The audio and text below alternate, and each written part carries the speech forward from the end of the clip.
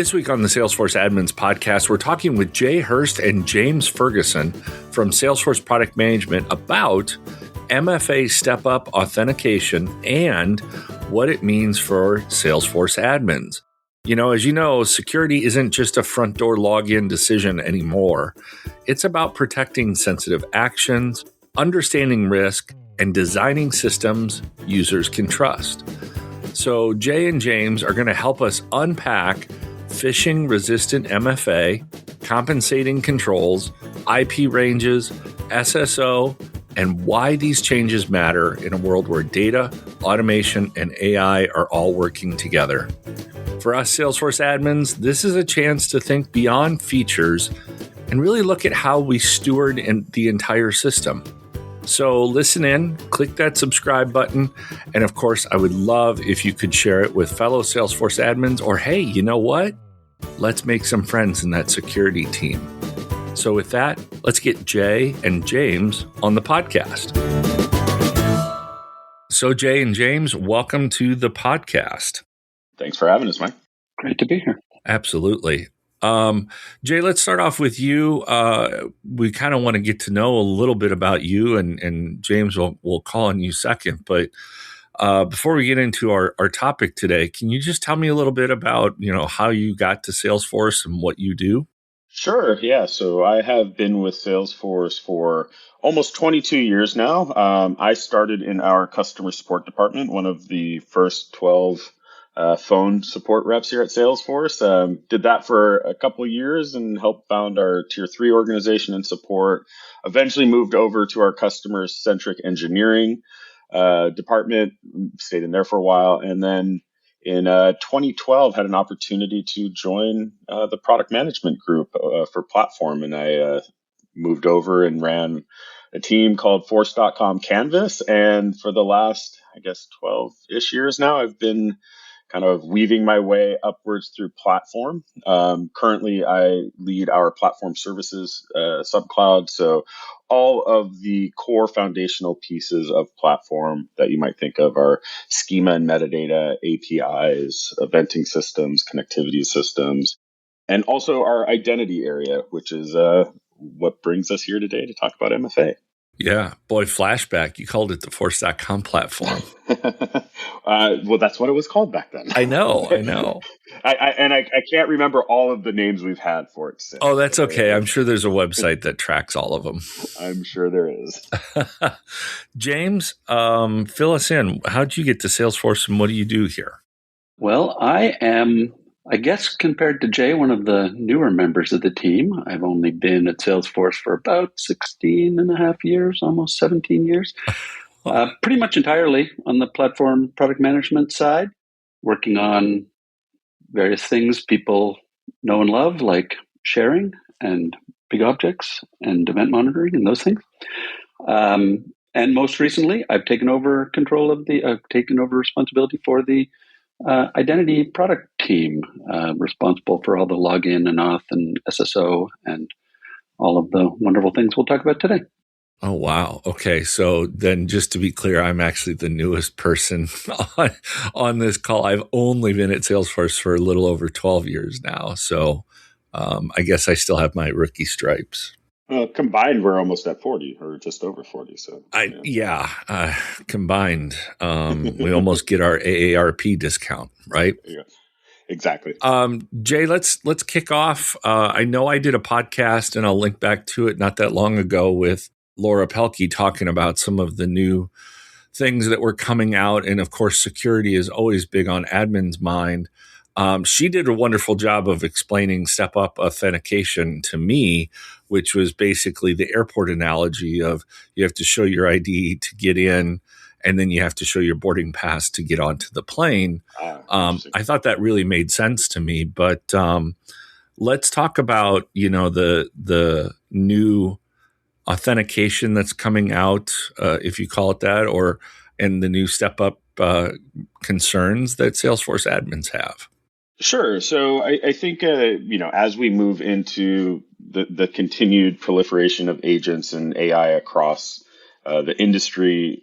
Security is obviously top of mind for a lot of our customers and for Salesforce as well, specifically because, we have to help protect our customers. And so when we're thinking of that and how we ensure our customers' data is protected with step-up authentication, it's really focused around, in that same analogy, making sure you're providing your boarding pass at the right times when you're doing things. So just like you need to show your boarding pass when you go through the TSA gate and when you're on the plane, and probably to the gate agent after you're on the plane, when you're doing certain things within Salesforce, we want to make sure you are who you actually are and your session hasn't been compromised. So when you're doing certain higher sensitivity type actions, such as I want to download 10,000 records out of my system, maybe run a report, putting that end user through another verification of, hey, is this actually you? Prove it with your step up so that we have that confidence that we can release the records. And so this kind of helps prevent some of those man in the middle phishing attacks where somebody gets you to log in and then steals your credentials or steals your session in the background. So it's kind of that second or third or fourth level of protection in the runtime. Wow. I think that's an important shift that's worth calling out, because it's no longer about just putting a stronger lock on the front door and making sure somebody has, better passwords, or even the later stuff, the more recent stuff with verification. But it's when sensitive things happen, we need to do a little extra, even once you're inside the airport, if we want to continue that analogy. And so it's a shift from that front door to moving forward. Yeah, James, help me understand that a little bit more, because, I think one of the things that admins always fight is user friction. How hard is it to do something? And now we're introducing something when it could, disrupt their flow of work, but it's for a good reason. Exactly. I would say that we are constantly balancing that. We're constantly balancing the need for security with the friction it does, and so it's not. We aren't expecting to do every click, for example, but just when you're exporting data from a report, which is potentially pulling a large amount of data out, we want to make extra sure. We're looking at some other things in the future around maybe when you go to change some security, when you're an admin changing some security configurations, we want to make sure you are who you are. And frankly, you see this more and more even in consumer websites, where sometimes you're asked if you're going to change a phone number, change a thing, you need to go back and sort of double proof who you are. But it is a trade-off. It is a trade-off. Yeah, it's like once you're logged in, it's, if you're going to change, I was trying to order tacos the other day through an app, and I need to update my credit card. And then right after I did that, they're like, and you need to put your password back in. I'm assuming that was kind of the same situation. Kind of the same Yeah, situation. Exactly. Yeah. And the other thing I'll add to this too is on the friction point. We always have to balance that. Like James said, we don't want, people to become overly frustrated and not want to use Salesforce because it has too much friction. Mm-hmm. But the reality is over the last 20 years, we've edged so far on the line of not causing any friction that we've led admins down the path of not having that understanding of what their users are doing, and really, not getting into that proper security conscious mode. So we're trying to rubber band a little bit back on the other side, introduce a little more friction right now so that people start to think and start to build those habits of understanding when they're doing something that potentially could be considered a malicious attack, such as, downloading that all opportunities report. So starting to get customers to think through that while we are continuing to build out what we call compensating controls. So the end goal here is not to provide friction, and it's not to force you to do these one-time passwords for everything you need to do in the system. It's to give admins that layered capability of saying, well, if I have these 5 or 6 different controls I can put into place, then they can kind of compensate for one another. So where the most friction might be having to open up your email to get that one-time password to do the step up, maybe we can compensate that through things like having a trusted IP range, or already having a phishing-resistant authentication put in, or other controls that will layer in. So we ultimately get to a posture where the admin can both reduce friction while choosing the proper set of controls for their needs. Yeah, no, that makes sense. You mentioned phishing resistant MFA. Can you help me explain that if somebody's Yes. never Yeah. heard that before? Yeah, so maybe I'm going to try and wiggle this airport analogy in. If Okay. we think way back in the day, when you had your IDs, they didn't, before real IDs and all of this, didn't actually have good authentication on them. You might have a really bad picture, or in some cases, IDs didn't have any pictures on them. They just had your name and your information, right? But Uh-huh. they were accepted. Now, the problem with that is anybody could steal it if it doesn't have your picture, and they can pretend to be you. So phishing resistant MFA is kind of that same thing, where a normal MFA might be a one-time password on your phone where you get that push notification that says, hey, your code is 123456, enter that code in.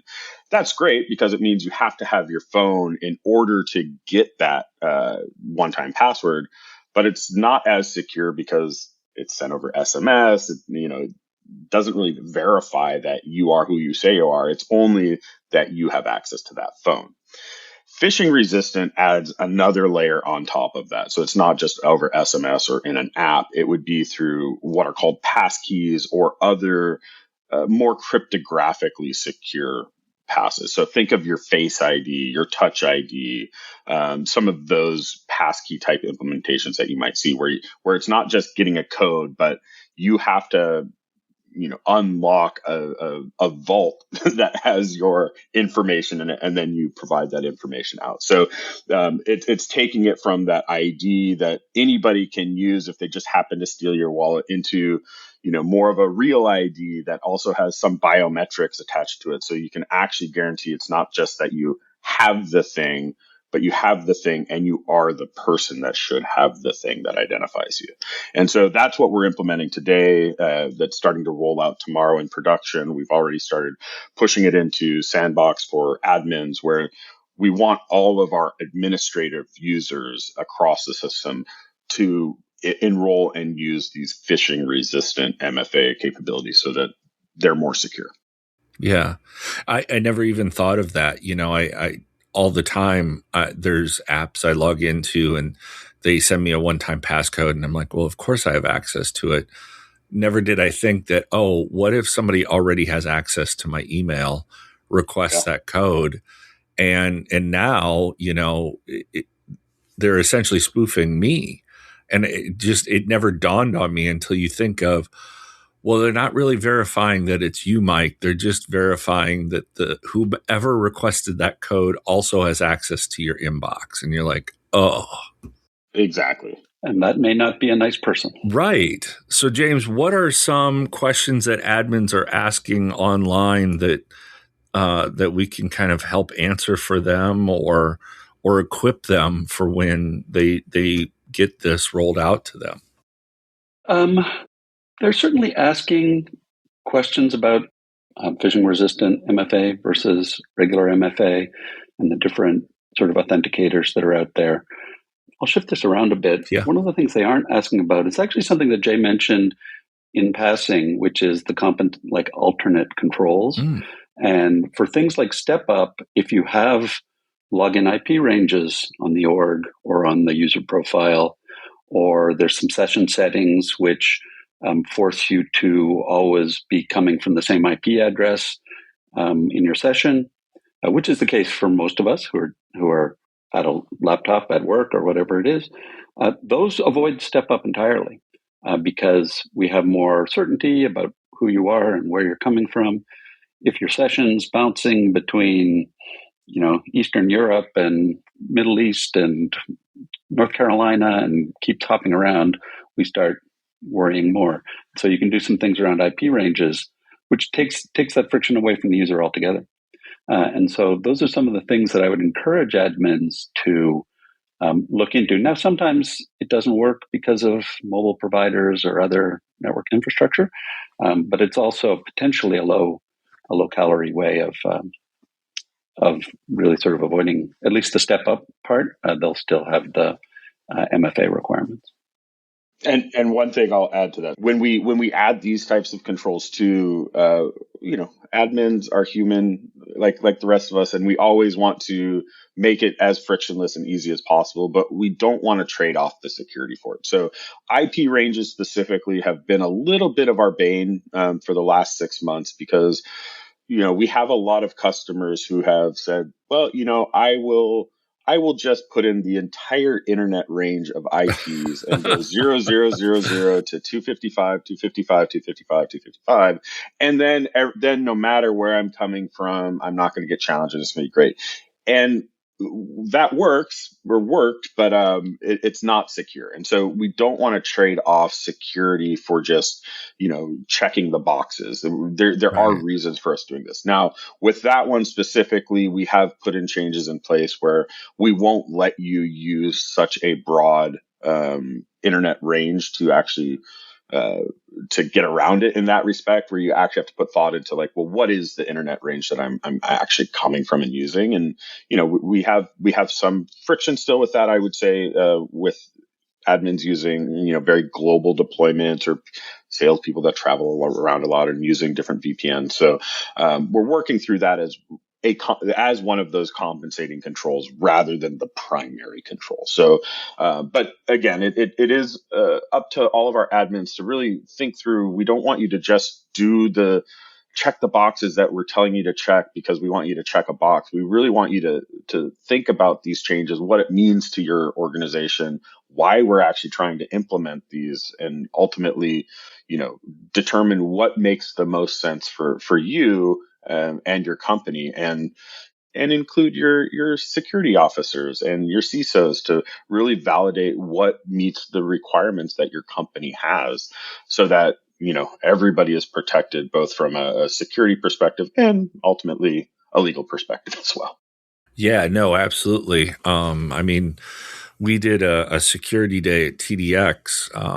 Our team did, and we had a CISO in there and a Salesforce admin as one of the kind of breakout topics, and they were in lockstep with each other. And I've always said that. Like I remember the instance I was managing, once it grew beyond 10 users, I was like, I really need to figure out what our security posture is, and like who's in charge of this, who sets password complexities at the time, and stuff like that. And and it's not adversarial. It's, you want to be in alignment with what the rest of the company's doing, and also fall in line if there's a SSO requirement. Boy, I was quick to jump on that because it also made logging in simpler for my users. 100%. And that's the other side of this. All of these things do play with SSO. If you have implemented SSO that has phishing resistant capabilities already built into it, great. We will take advantage of that from the Salesforce side. We'll trust your provider. We'll trust that your security team has already set up what is needed for your company, and we'll let you log in. So we don't want to add these additional duplicative type of controls for you, but we also recognize that a lot of our customers, maybe they're smaller customers, maybe they're not the enterprise size of Salesforce and don't have as structured of a security posture. So in those cases, we want to partner with our customers and really help them define what this should look like when they're thinking about internet security and their data in the cloud.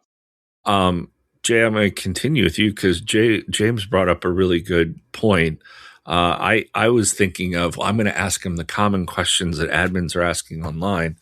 And James, you flipped the script, and it's, well, here are the questions that worry us that they're not asking. Jay, I'd ask kind of the same question to you. Is you've seen a lot of the questions that our community is asking online.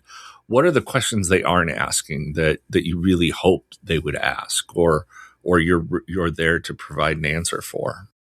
I think the biggest ones, James talked about the compensating controls. That's a good one. I think a lot of our customers, as they're approaching it from the first standpoint, is really they're looking at this as a Salesforce tax, right? They're really looking at it as like, oh gosh, this is another thing Salesforce is putting me through.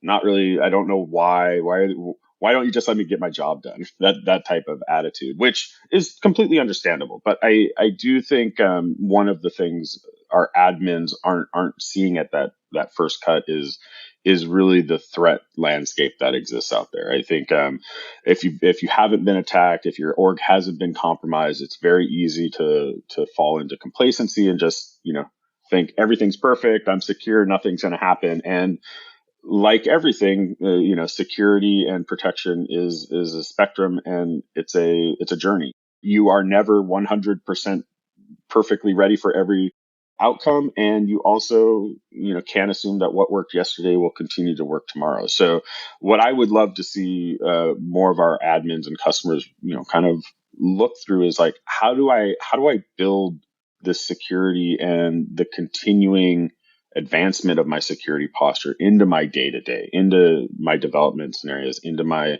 admin scenarios, where the first thing we should always be thinking about is this change I'm doing helping or degrading my security posture? And if it's degrading, how do I increase it? What do I do to make it better? So, I would love to get to a point where our very wonderful and vocal admins out there are also pushing us to do even more things to help protect them. Like what are the other controls that they're seeing across other enterprise systems that they want to take advantage of? How can Salesforce make it easier for you without lowering that security posture?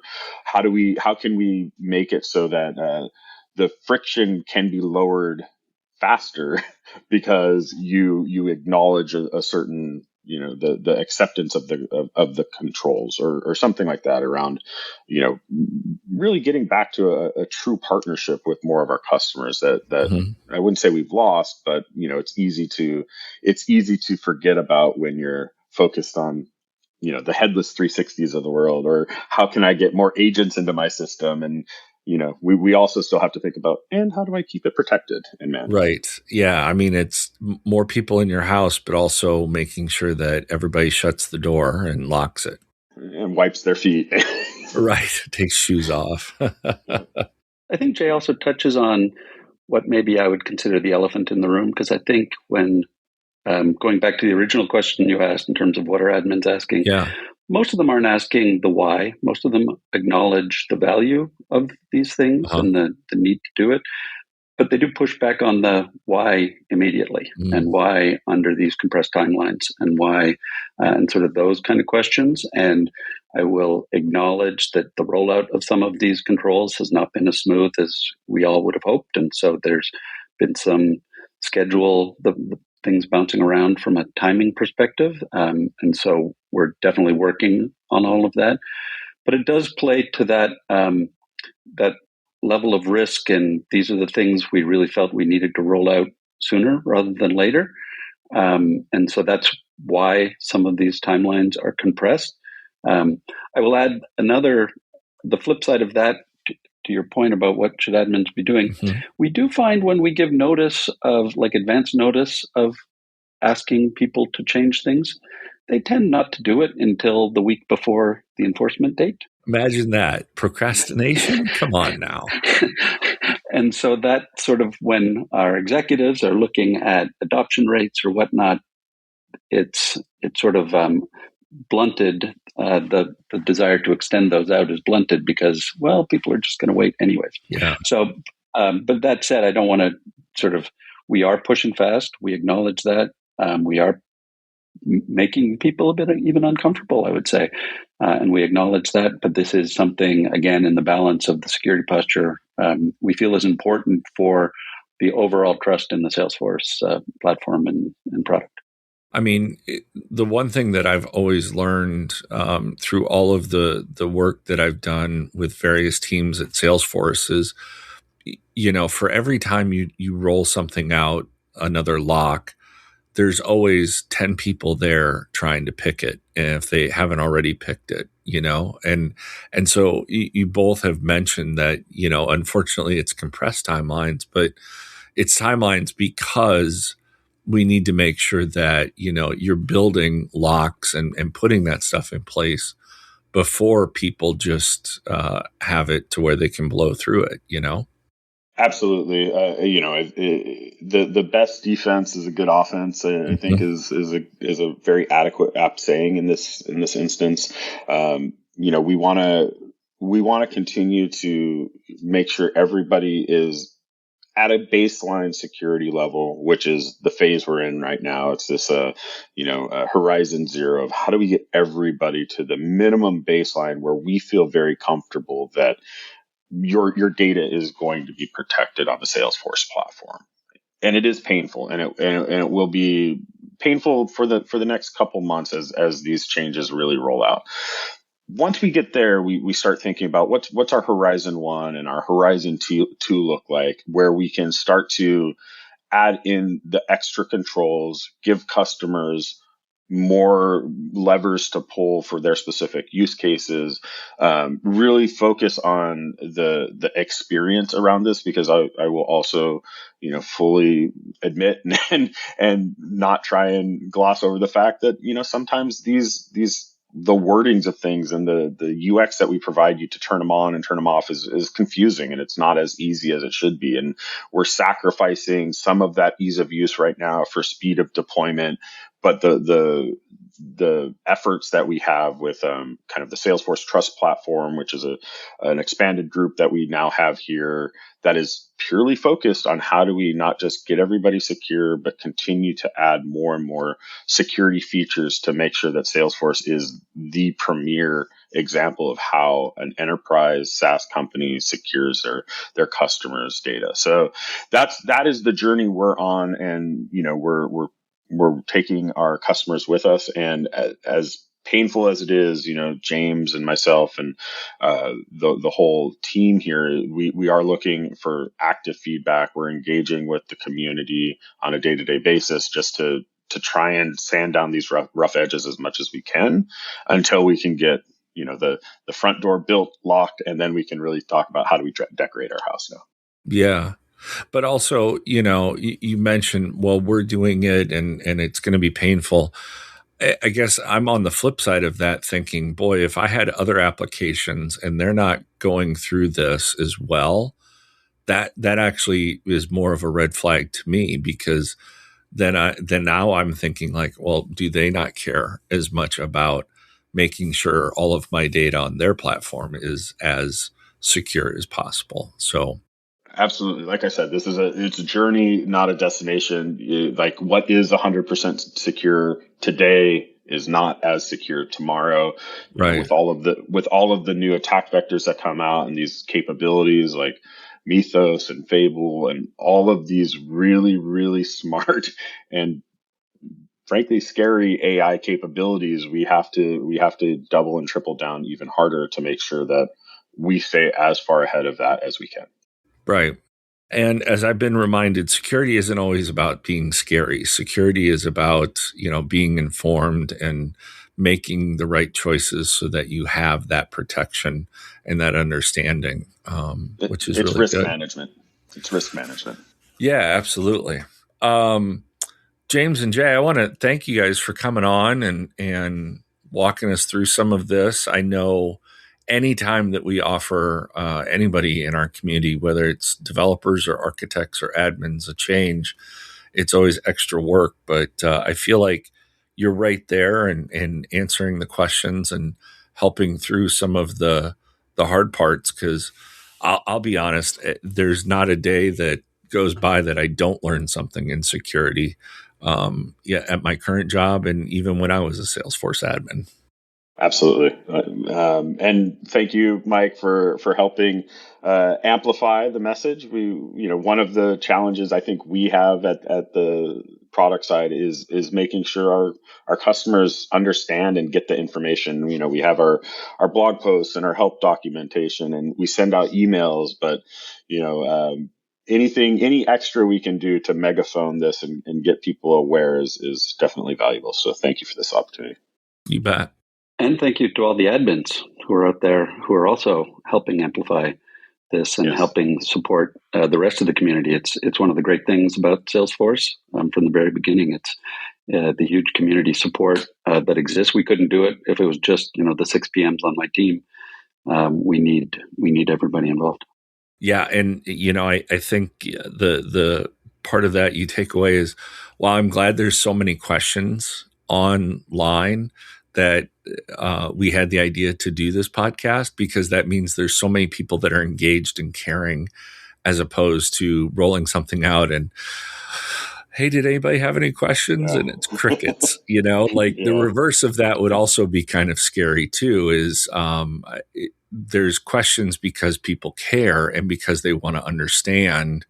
And, and also I think the one thing that I always had to do as an admin was I had to translate all of that from, whatever the document said, or the podcast like this, or the blog post, to my users and to my executives. And it's a lot different once you have to take something in and digest it and then be ready for a Q&A. So there's always more to learn. But thank you guys for coming on. We'll definitely have to have you back on. Sounds great. Talk more security. Appreciate it. Looking forward to it.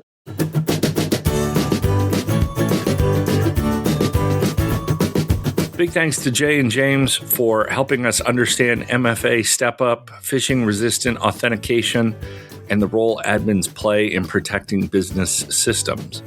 Now, of course, we know security is a shared responsibility, and admins are right in the middle of making it real for users, executives, and, well, everybody in the organization. So be sure to listen, subscribe, and share this episode out, and work through those security changes. You got this. Don't worry. Until next time, we'll see you in the cloud.